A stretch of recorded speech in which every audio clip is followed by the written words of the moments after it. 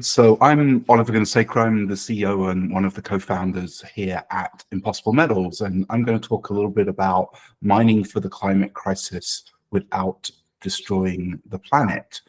As Holly said, please put any questions in the chat and we will get to them at the end of the presentation. And thank you everybody for joining. So I think everyone would agree that we are in a climate crisis and we are in an energy transition. We're effectively trying to move away from fossil fuels, coal, oil, gas, to primarily electrification.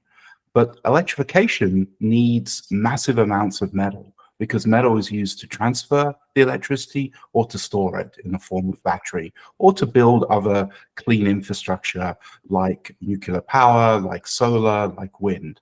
And so people like Benchmark Mineral Intelligence have talked about how we need like 384 new mines just to keep up with the demand for all of this green infrastructure.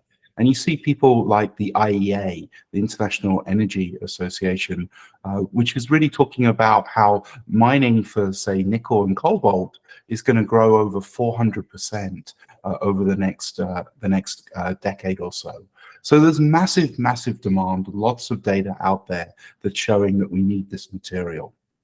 So the question is, could we reduce demand? I mean, there's analysts like IEA, the World Bank, and many others that are doing quite detailed models. But could we encourage people to reduce demand? For instance, could we say only one car per family? The problem with this is that it would really have a big impact on our economy, our GDP.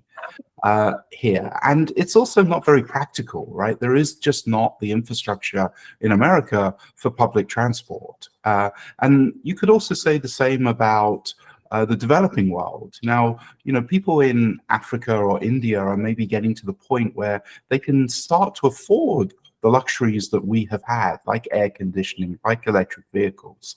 And is it fair for us to say to them that because of the metals and the mining and the materials, no, you can't have this material? So my view is that, you know, it's an academic argument to say we can reduce demand. Given the population growth, given the amount of people moving out of poverty, and given the fact that it's just not practical for people to drastically reduce demand. So I don't see demand drying up or being reduced. The next is about substitution. Could we substitute some of the metals that we're using today for others? And, you know, the best example of this is maybe in the electric vehicle battery space, where today the dominant chemistry that's used in North America is one that uses nickel. It's NMC, nickel, manganese, and cobalt. But there are other chemistries, ones based on iron phosphorus, LFP as it's known, that that could be used and is being used. But everything has compromises. This additional chemistry, this LFP, is a lot heavier. And so as a result, you get about a third less range out of your battery. And that's when a lot of people still have range and anxiety. So do we really want to move to less range? And you still need a lot of iron and phosphorus and lithium that still has to be mined. And so, you know, LFP is a good application for a very low cost, small EV with limited range.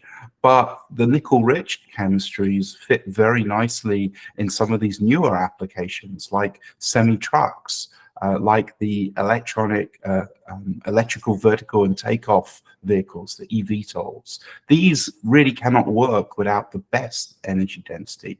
And so, you know, if you discuss this with the industry experts, they will say that multiple chemistries are going to be used. There isn't one that will dominate. The market is so big, and so, you know, we absolutely believe that there are going to be multiple chemistries, and so nickel demand is still going to be quite high, as is cobalt.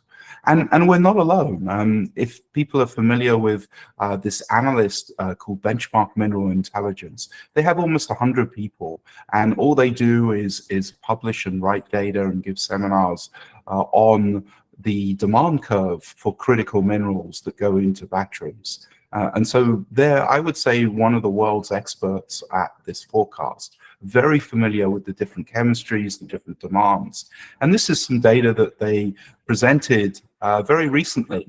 I think it was June of this year in Washington, DC.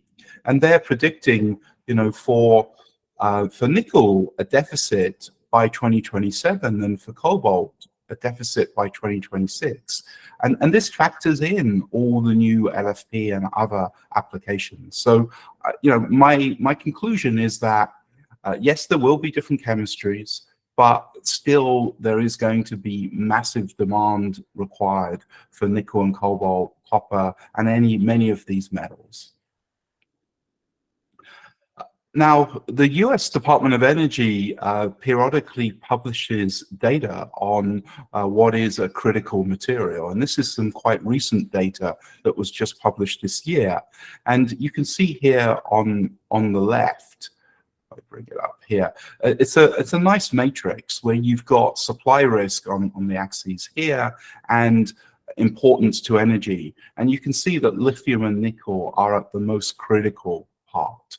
But cobalt and copper and others are still very, very important. And again, this is based on the government's science and understanding of the demand curves. And here we have the periodic table, and many of these elements are actually found in the seabed. As you can see, all of the items that have a grayed out background, this color here, are found in polymetallic nodules, and many of them have very large amounts. And as I said, a lot of them are designated as critical minerals. And that designation is quite important because under the Inflation Reduction Act, they qualify for tax credits. So there's a lot of stimulus. So let me keep going. So I think we've come to the conclusion so far that the energy transition is a metals transition. We're moving away from mining of oil, gas, and coal to getting the metals that we need for electrification, for the clean energy. And so that needs huge amounts. And even though we can try to do substitutions, we can try to reduce demand, we still need huge quantities. So now the question comes, where are we going to get this metal from? And I think there are fundamentally four choices. We could potentially go to space, we could recycle, we could continue with terrestrial mining, or we could consider going to the seabed. And so I'm going to take each of these in turn. So space mining.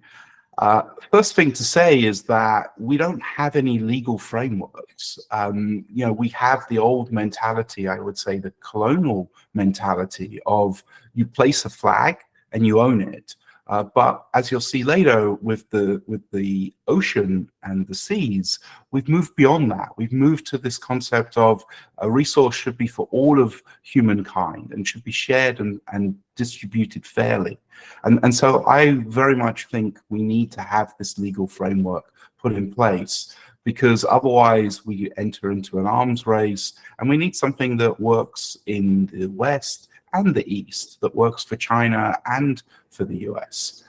Secondly, costs are coming down. SpaceX is doing amazing work at reusable rockets. They are clearly getting the costs down, but still it's very expensive. The carbon footprint is still very, very high.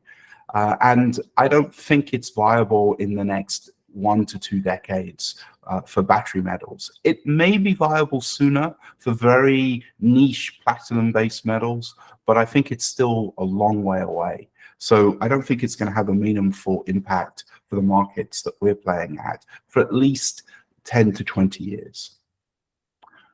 So the next option is recycling, and I think we should all be supporting recycling. We want to get to the circularity, the circular economy, and the nice thing with these metals is that they are elements. So in theory, they are infinitely recyclable. They're not destroyed as they're used in a battery or they're used in a nuclear power station or a wind farm.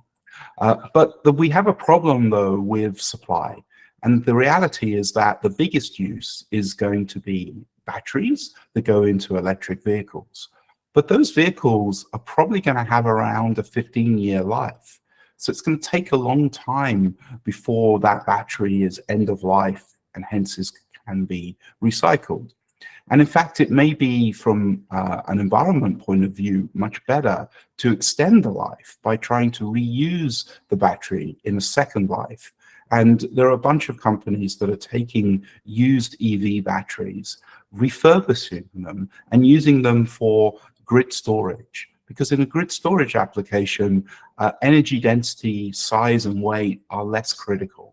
And so if that happens, you could see that you have a 15-year life, primary life in a vehicle, and then maybe another 10-year life as a grid storage application, which means that those batteries are only available to recycle in about 15 to 25 years. And so that means that where are we going to get this material from to recycle? Today, the only real source that we can use that is of scale is the manufacturing scrap. You know, when you build a new battery factory, at the start of its life, its yield, its scrap is actually quite high. It could be 30%, and it's all pretty uniform. And so that's a great source for recycling, and many companies are doing that. But as the factory gets more mature, people work on it, and it gets better, the yield may go down to sub 5%. So to summarize with recycling, absolutely. Long term, 30 years, we may be able to get the majority of material from recycling and not from primary mining. But in the short term, it doesn't help us because these products are not end of life soon enough. And so, as I said, it doesn't move the needle for the next 30 years or so. So the next choice is really going to the traditional land mining. This is what happens today. We've been doing it for a very, very long time. And because we've been mining for such a long time, we're left with basically only low-grade new resources to discover.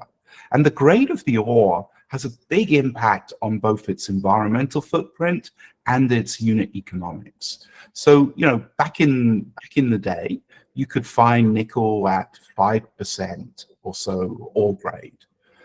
But nowadays, because you've already mined that, you're ending with discoveries that are 0.2. So there's a company in North America called Giga Metals. They have a mine site where their ore grade is around 0.2%. And you can imagine the unit economics of having to remove so much more material and become very challenging. The environmental aspects become challenging because of all of that waste. Another reality with mining is that because we've done it for such a long time, it's only really the remote locations that are left to be discovered. And the problem with a remote location is that you have to build a lot of infrastructure. Imagine you find a new nickel deposit far north in Canada. Well, it probably doesn't have great infrastructure. You're probably going to have to build a highway, maybe a train line, a village for the workers, and potentially even a power plant. And so, you know, that adds a lot of cost, it adds a lot of potential risk because of the permitting of all of that infrastructure. And that's why, on average, in the West, it takes 16 years from discovering a resource to building its infrastructure, getting it permitted, and actually getting to production. And a lot of that time is driven by the fact that nobody really wants a mine or its infrastructure in their backyard. So this not in my backyard is very common. And so what happens is that people tend to sue. They tend to put lawsuits in to try to stop the mine or its infrastructure being built. those lawsuits have to go through the courts. That's why you end up with 16 years. And unfortunately, I don't see a simple way around this. You know, in other less democratic countries, there is maybe no ability to push back, to take it to court, and hence they can permit in a few years. But I personally don't want to live in an environment where there isn't the opportunity to push back on these types of projects and go through the courts. Finally, you know, China has been quite strategic. It has invested huge amounts of money over the last couple of decades and now controls something like 80% of these critical minerals. Now, to be clear, they're not in China itself. They're typically in Africa and Indonesia, but they have built the infrastructure that is used to do the mining and now basically control the output from that mine. This is strategically very, very dangerous. It's not dissimilar to Germany buying the majority of its energy in the form of natural gas from Russia and then entering into a conflict. We need to have independence of any one country. And, you know, we just need massive amounts of this material. And trying to get to net zero, all of these mines emit huge amounts of carbon. They use massive amounts of energy in the digging and the grinding and the processing. So all of this is a big challenge. Sorry, my phone went off. So another big challenge with terrestrial mining is ESG impacts. This is, in my view, is really not talked about enough. You know, this picture here shows an mine in Indonesia. And I think the first thing to say is that this mine was a rainforest before it was a mine. And it's unfortunate, but the nickel laterite ore, which contains the nickel that we're after, lives just below the surface of the rainforest. So you have to deforest a very, very large area. And that means a lot of carbon released. It means a lot of biomass, biodiversity destroyed. Often there are people living on this land that are forced to be relocated, sometimes indigenous people. And then you have all of the emissions that comes from the diesel power that is used to do the actual mining. And once you've dug up the ore, you now have to process it. And the predominant way of processing in Indonesia today is something called HPAL, high pressure acid leaching, where you dig up the ore, you grind it, you roast it at high temperatures, typically using coal power, and then you leach it with sulfuric acid. And that acid then has to be stored either in a tailings dam, either dumped into the ocean, or dry stored. And all of those have big environmental problems. If we talk about Africa, so cobalt, 70% of the world's cobalt comes from the DRC, the Congo. And unfortunately, there is a lot of artisanal mining. It's estimated something like 30% of mining there is done by people. And that involves mining deaths, injuries, they have to dig deep tunnels, there's a lot of child labor. All of this is happening today, and it supplies indirectly the supply chain that goes into our consumer electronics, but also our electric vehicles. And so I think we can do better. So now let's talk about deep sea mining. And, you know, one of the things with deep sea mining is that there is a legal framework. About 169 countries plus the European Union came together and has ratified the 1982 the UN Convention on the Law of the Sea. It's an international law that governs how the sea is managed. And in that regulations, it established an international regulator for seabed minerals. It's called the International Seabed Authority. And the sea and the oceans is our biggest mining resource. I'll show that on the next slide. It's quite staggering how large this resource is. And we don't have to build new infrastructure. One of the beauties of the seabed is that we use ships and ports. We don't have to build new power plants, new railways, new highways. We just reuse traditional ships and ports. Now, there are different resources in the ocean, but at Impossible Metals, we're exclusively focused on one resource, which is the polymetallic nodule. You can kind of see a rendering of them down here. This resource just lies on the seabed floor in the form of a potato-sized nodule. It's a round rock. It's super rich. It has 4 metals in one, very high grade. It's very low cost compared to having to blast and cut and tunnel. And we know for a fact nobody lives on the ocean, so nobody is going to be displaced. And in our system, it's fully automated, so we're not involving people. So the human right risks are very low. And if you use very advanced technology, it's possible to preserve the habitat, and we'll show how we're doing that. And so our vision is that from 2030 onwards, we could replace the need for any new landmines for nickel and cobalt. There is so much of this material in the ocean that I believe we will not require any new mines, avoiding all of that environmental disruption. Now, talking about the size of the resource, this is some data that was recently published, and it shows that the nickel reserves are over 4,000 times larger than what we know about on land, and the cobalt is about 26 times larger. And you know, this is quite staggering how big this resource is. The abundance, if you see this picture here, they cover a huge area, and they're just lying on the seabed floor. And as I mentioned, they contain nickel, cobalt, copper, manganese, and some rare earths. And there are different geographies. In the press, we hear a lot about the ISA, the UN-created body that regulates seabed mining in international waters. And that authority has issued 19 permits in this area known as the Clarendon-Clipperton Zone, or the CCZ.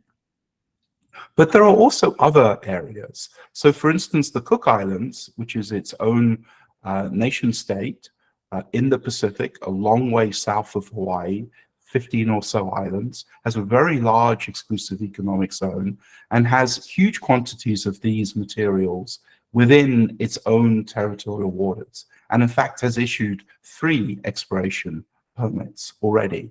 And then the US itself, as a country, actually has the biggest exclusive economic zone. It has both in the Atlantic and the Pacific, as well as around a number of the minority islands. And so all 3 of these jurisdictions are regulated. They have a regulator body and have issued exploration permits. As I mentioned, you know, our planet is primarily ocean. In fact, 71% of the surface area of our planet is ocean. And so it makes sense that this has the biggest resource. It's also a resource that has not yet been mined, unlike on land where we've been mining for millennia. And with modern technology, we can absolutely minimize the ESG impacts. And the permitting risk should be a lot less because we don't need to build the infrastructure, and we know that people don't live precisely where the resource is. And as I said, we reuse ships and ports. We don't need to build new mining infrastructure. So that reduces the permitting risk, the cost, and the time. And unlike land-based mining, which is now 80% controlled by China, China only has about 20% of the permits. So I think the ocean presents a great opportunity. But what we decided to do was to basically reinvent how deep sea mining would work. When I first discovered the dredging technology that companies like the Metals Company and others are using, I was a little horrified to realize that this technology was invented in the 1970s and really hasn't improved. And so, as people may be familiar, it's a big collector machine that is lowered to the seabed floor. It has tracks, and it effectively vacuums up the nodules and the top 5 to 10 centimeters of the seabed. And it then sends that through a series of riser pumps to the support ship, where the sediment is separated, returned to the mid-water column in the form of a tailings plume. And then every week or so, there's a ship-to-ship transfer where the nodules are transferred to a bulk transfer ship, and that's taken to port. We decided to do something differently. We looked at all of these areas, the collection, the vertical transport, and the port transport, and decided we could innovate. And so our vehicle does not land. It hovers. It moves up and down the water column, carrying the payload of the nodules, battery powered. And we don't need a dedicated ship.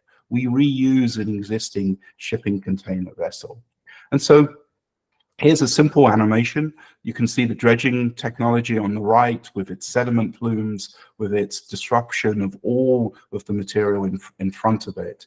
Whereas our vehicle is hovering, and it's using computer vision and AI to selectively pick up the nodules. We're looking to see if there is life on them, and if there is, we leave it behind. So this is a little more detail. I'll talk you through how our system works. So we basically launch our vehicles from a regular shipping container vessel. They are autonomous, untethered, battery powered. It's a parallel system, so you see multiple vehicles returning. And once our vehicle gets to the seabed floor, up to 4 miles deep, it now comes alive and hovers. It does not land, and it's using artificial intelligence to look at each of the rocks and looking for signs of megafauna, life that we can see with the cameras. If we see it, we skip it, we leave it behind, and it's the selective harvesting, so we can program additional material to leave. Once the payload is full, the vehicle uses its battery and buoyancy pack to float to the surface. Now the vehicle is recovered, the battery is recharged, any maintenance is performed, payload is emptied, and now the vehicle can be redeployed. And we have something like just over a 3-hour cycle time. So every 3 hours, this vehicle can fill its payload. And with a parallel fleet, you can do millions of metric tons a year with this architecture. This is the vehicle that we've built. This is our first proof of concept. We call it Eureka 1. This was late last year. We're working about 75 feet, actually picking up rocks.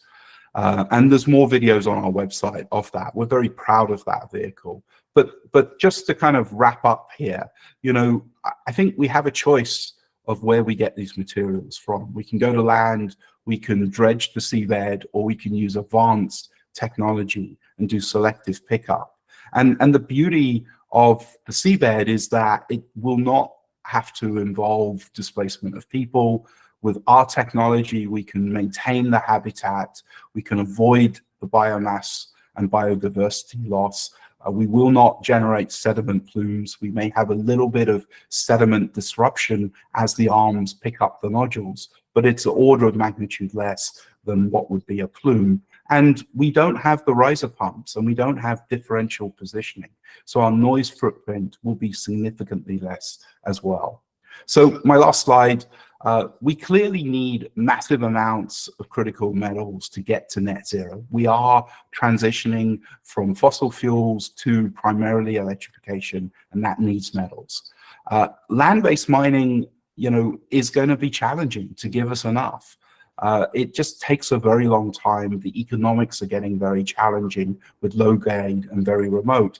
And we're basically killing people and the planet in the process. I think it's been estimated that at least 1 to 2 people die every day mining somewhere on the planet. Deep sea mining has a huge resource that's well understood, well documented. And if we use really advanced technology, we can replace the dredging and do it with a minimum impact. There'll always be some impact, but I think we can absolutely minimize that whilst we get to the point where we can achieve 100% circularity and no longer need to mine these materials. So I will stop there, and Holly can maybe direct any questions that we have. We don't have any questions yet. If you have a question for Oliver, if you want to type it into the chat.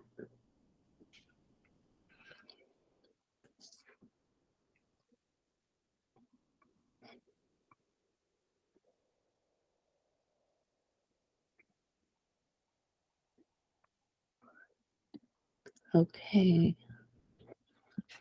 Michael, give me just a sec here.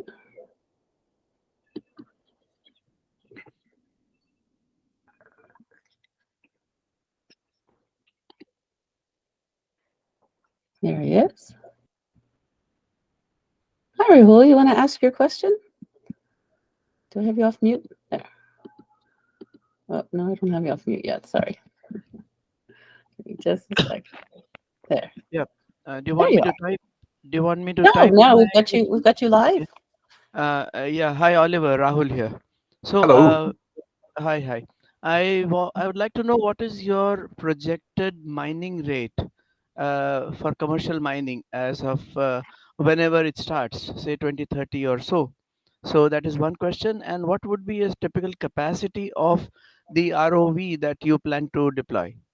Yeah, great question. So by 2030, we would want to do about 9 million metric tons per year. That would involve a fairly large fleet of hundreds of AUVs, probably in multiple mine sites. But we absolutely, can scale. If now these are not ROVs because they are not tethered, so they are untethered, so they're AUVs, autonomous underwater vehicles with their own battery. We have different sizes of payload, but the full size vehicle would have 25 metric ton payload, so one shipping container, and we would be able to fill that every 3 hours. So you can see how you don't need very many vehicles to suddenly get to millions of tons a year.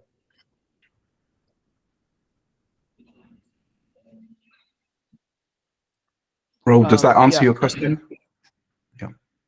Yeah, it does, but I just lost your I lost your sound for a bit. And what was the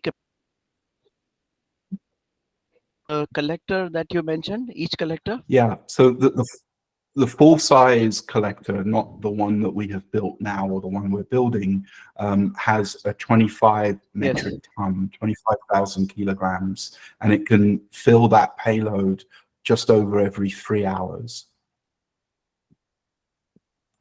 Yeah, okay. And we can have hundreds Thank of you. these vehicles operating concurrently. Yes, I understand. So, I mean, yeah, 9 million tons per year is a huge amount, is a very huge quantity. I wonder as to how many vessels, platforms would you require, or do you plan to go with one? When you say platforms, Hello? do you mean support ships? Yes. Yeah, so we don't use support ships. That's partly why our economic model is so compelling. We reuse the bulk transport. So we retrofit a launch and recovery system onto a shipping container. And so that allows us to scale. Now, obviously, the more AUVs we have deployed, the more shipping container vessels we need. And there is an economic presentation that we made public that's on our website that goes into that detail. If I'll go to other questions, but I'll also see if I can bring up that. And there is a slide in there that gives exactly the breakdown. Yes, okay. Thank you. Thank you very much. All right, we have a question from Nicholas. There he is. Hello. All right, Nicholas, can you hear us? Yes. There Can you hear me? Great. Yes. Yes. Hey, very interesting presentation, and you're making incredibly good sense.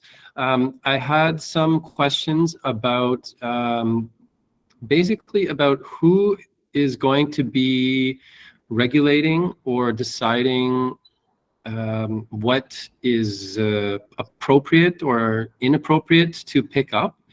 Because obviously, if this is a part of the company's policy, you know, to preserve the environment, then how do you guys make those decisions? And the second question was, let's say you leave a bunch of the materials, doesn't that mean somebody else is going to basically come by and glean the rest off of it? I mean, this, in many ways, this model, it reminds me a lot of selective foresting. That's Yes. the way I would describe it. So I'm just curious about how you make those decisions, and then what you will be doing about this. I mean, I'm still new to the field, so, you know, apologize Yeah. for my ignorance, but I'm just curious. No, that's a great question. So seabed mining is highly regulated. So it's not like anyone can just go anywhere and pick things up. So whether if it's in international waters, there is the ISA. That's the UN-created body that regulates. If it's in domestic waters, say you're in the US domestic waters, it's the Bureau of Ocean Energy Management, part of the Department of the Interior. If you're in the Cook Islands, it's the Seabed Minerals Authority. So because of that regulation, they give permission to a given location, and that gets given as part of an exploration to start with, and in time an exploitation license. So only one entity can mine that location. So you're not going to get to the point where, because we left some behind, someone else is going to come back, because the regulatory body would have given exclusive access to just one entity. So that's the first thing to say. Now, how do we make decisions about what to leave behind? We know the metal content, the economic value is all the same. For a given location, the percentage of metal does not basically vary. So the decision we are making is based on the environment. And we have a panel of marine scientists that we're working with, and we want them to help influence and decide how much additional material do we leave behind, in what configurations, what patterns. And I think we'll probably have to do a bunch of experiments where we pick up material at different ratios and different patterns, and we come back and look and see what impact that had. The good news is, with a selective harvesting technology, it's just software. We can program it to do whatever we need. But we're going to let the marine scientists drive that. And because it's estimated that there is $100 trillion worth of this material in the ocean, 100 trillion, it doesn't really matter if we leave some behind. There's so much there. We have absolutely enough material to get to circularity in 30 to 50 years' time. And then we can stop mining. We're not going to run out. So that, hopefully that answers your questions. Yes, perfectly, actually. Great answer. Thank you very much. I hope to learn a lot more and speak to you more in the future. Thank you.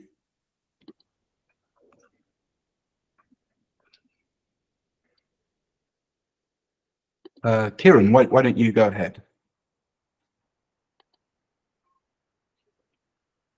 I think you're on mute.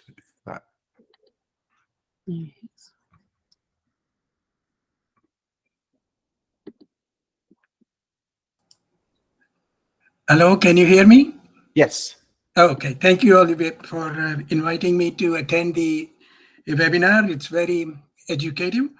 And I have two questions. In one of the slides, you mentioned about rehabilitation post-mining of the site.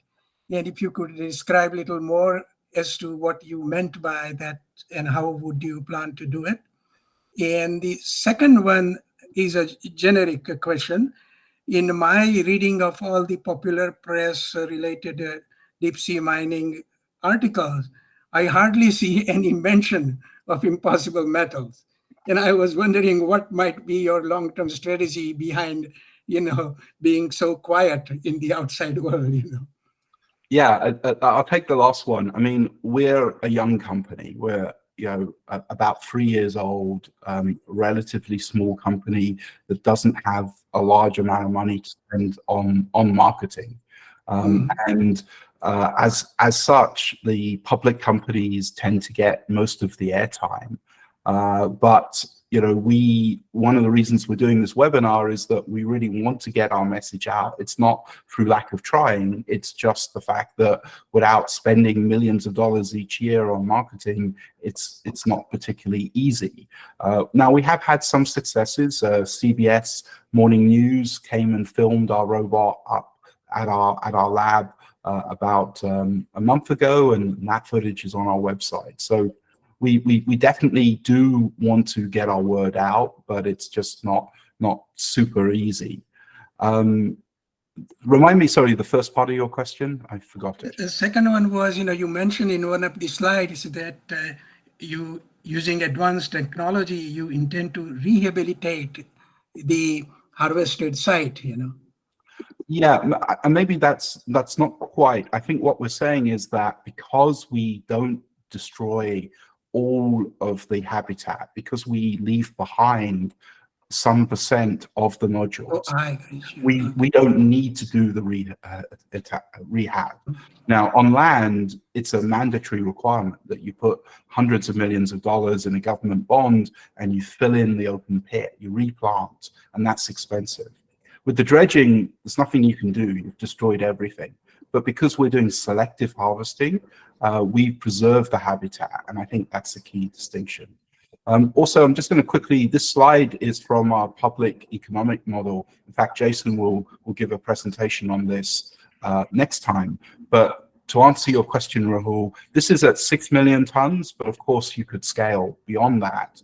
But at 6 million metric tons, we need 4 bulk transfers, and we need 128 AUVs that are all working concurrently, each one of them having 58 arms. And so you can see how we are, because we can pick up this material in 3.5 hours, we can do over 20,000 dry tons per day.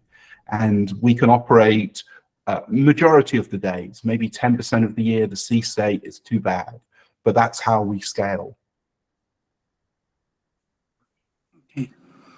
Thank you, Olivia. And I have one small request, if it is possible, because you are stationed in Pasadena, and if it is appropriate, please look into giving a seminar at Caltech. It might be a good way of publicity.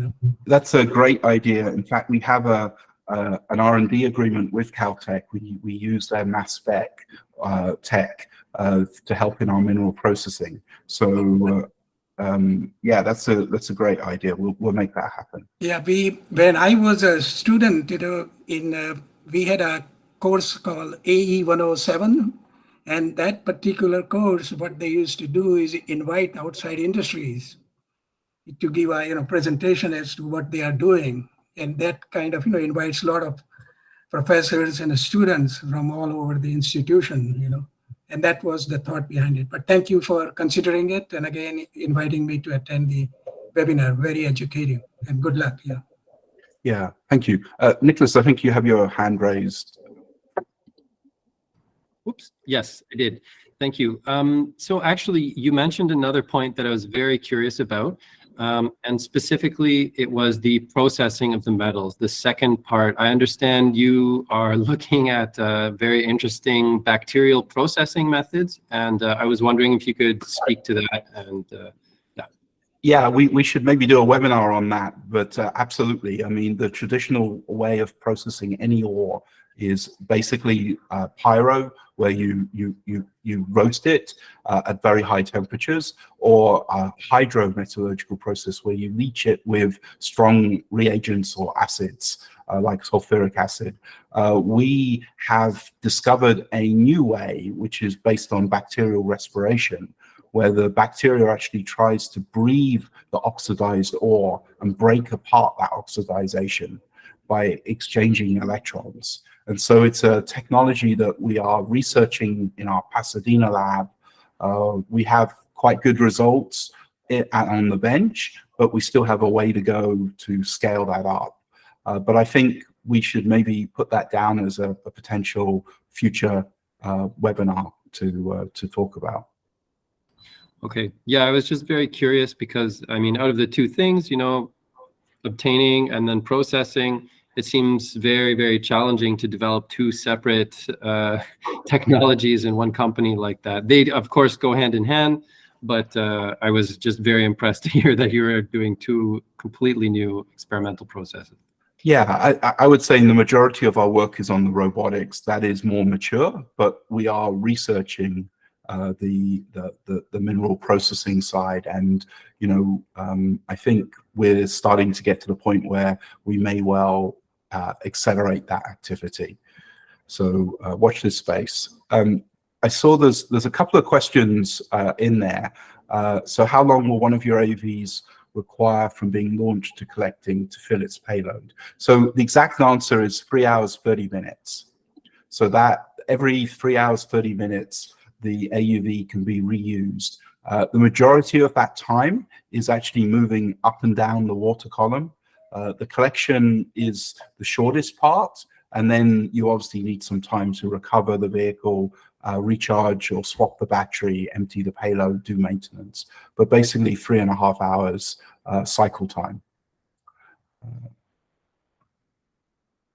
So that one. Why are you in the minority of companies that are trailing this hovering approach? Yeah, why are we the minority? It's very advanced. I mean, we are having to invent a lot of very new technology to make this possible. For instance, the robotic arm that can move very, very quickly subsea, that's a unique design. The buoyancy engine, that's the vessels that we pump water in and out with their pumps that can work at these pressures and yet support dynamic buoyancy. Each time you pick up the rock, we have to compensate for the mass of that rock to maintain neutral. And then the AI software that can actually, first of all, find the nodule and move the robotic arm and claw, but in the future, detect the megafauna. All of this is pretty unique technology. We have over 7 patents now filed in the company. And I think it's just very, very difficult. You need a very unique team and significant funding. And so I think that's why everyone else in the industry is using the 50-year-old dredging technology. Okay, last question here. Given the ongoing negotiations at the ISA regarding the exploration regulations, how do you plan to adapt the mining approach techniques, etc., to the provisional requirements of the new regulations if and when they're adopted? Yeah, I mean, we have to follow the regulations, right? I mean, this industry is highly regulated, and we believe our approach will be the best. I mean, ultimately, the regulator has a duty to minimize the environmental impact and to maximize the unit economics. We believe we will win on both. Some financial data that we've published is showing that we're coming in at about half the cost of the dredging with a fraction of the environmental impact. And so our strategy is to really have the best techniques. And we will completely follow the approaches that the ISA and other regulators are following, and ultimately hope that our technology will be the only technology that will meet the stringent requirements that the regulators put on mining. I know we're a bit over time. If there's any last-minute questions, happy to take them. If not, I think the main thing to do is just to remind people. Kirsten, please go ahead.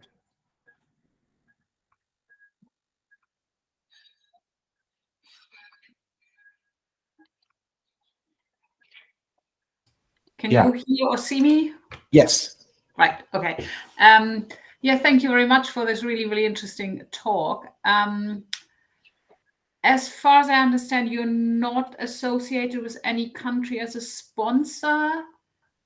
So how will you then actually trial your technology in a realistic environment? Because obviously you can't without being sponsored by a license holder. That is a bit of a Yep. tricky So situation. yeah. So to be clear, our strategy is not to become a license holder in the short term. We want to partner with the contractors, and we want to provide the technology, and they provide the permits and the environmental baselines and EIS. And so we are in discussions with a number of them, and we would hope that we would get permission to test under their exploration permits next year.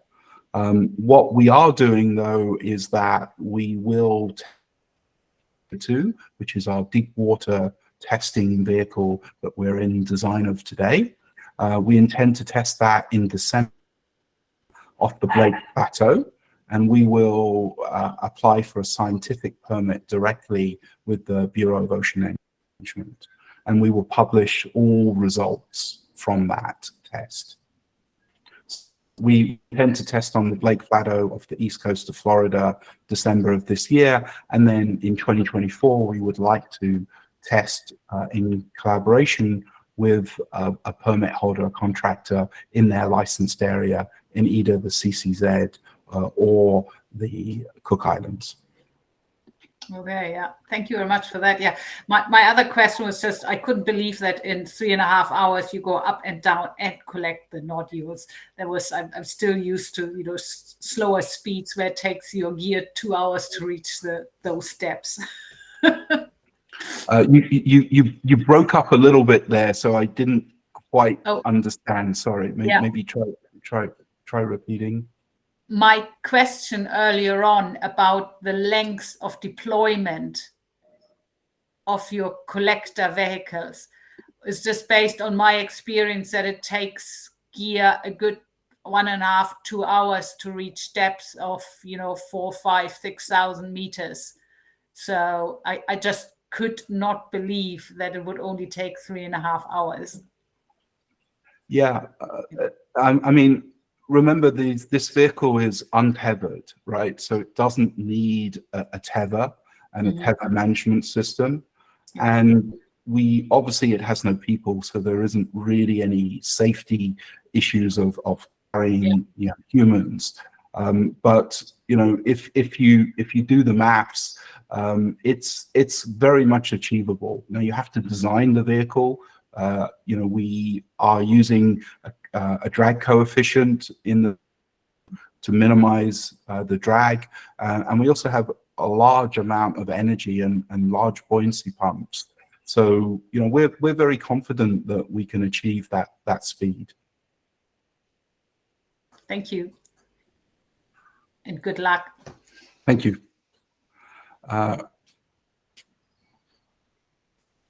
Yeah, so question here, I can see 1,500 AUVs.